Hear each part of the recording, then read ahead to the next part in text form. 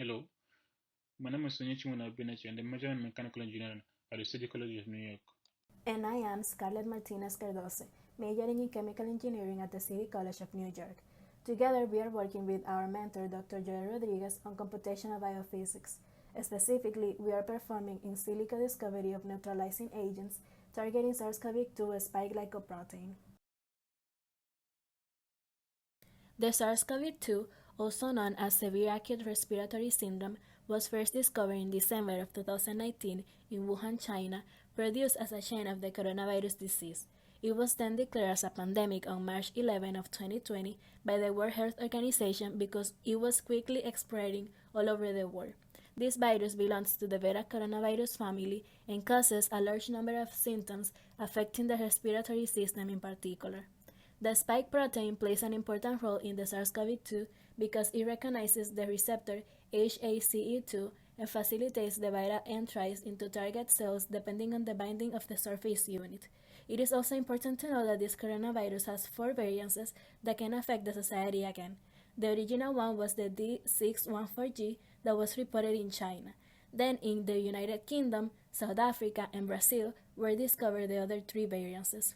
These mutations could also have the ability to spread more quickly on people, but they can cause either milder or more severe disease depending on the person.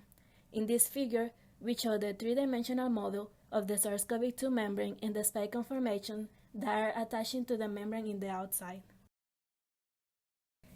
In this new figure, we have the HACE2 that means human angiotensin converting enzyme 2 induced conformational transition of SARS-CoV-2. In the first image, we have the spike glycoprotein closed state, which is formed by 3 promers shown in green, yellow, and blue. On the virus membrane, the spike protein is sitting where all the mutations mentioned above have occurred. Moving on to step 1, the spike protein starts showing conformational changes as it's getting closer to HACE2 shown on the top. In step 2, the HAC2 starts interacting with the spike protein, inducing the conformational changes. And finally, in step 3, the spike protein gets bended because it starts penetrating the healthy cell via its membrane.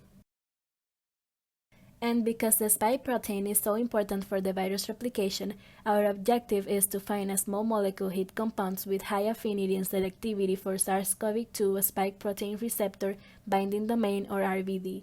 We hypothesize that if we do find these small molecules with high affinity and selectivity, this could prevent the interaction between the HAC2 and the spike protein RBD and therefore affect the SARS-CoV-2 replication. This research was done in 2 different steps. The first step involved the structural analysis of the SARS-CoV-2 spike glycoprotein in complex with HACE2, PDB-ID 7DF4. 3D models were built based on the available structure, PDB-ID 7DF4, for the 4 different variants, the D61G, the South Africa, the UK, and the Brazil variants. Visual inspection of these models was conducted to identify the main interaction between the SARS-CoV-2 spike glycoprotein receptor binding domain and HACE2. The second part of the research involved the structure-based visual screening of e-molecule database. About 4.3 million small molecules were bombarded into the spike protein receptor binding domain to determine the molecules with the highest affinity to disrupt the interaction between the SARS-CoV-2 spike glycoprotein and HACE2. Visual inspection of these molecules will be performed by first ranking them using the Chemgans-4 scoring function.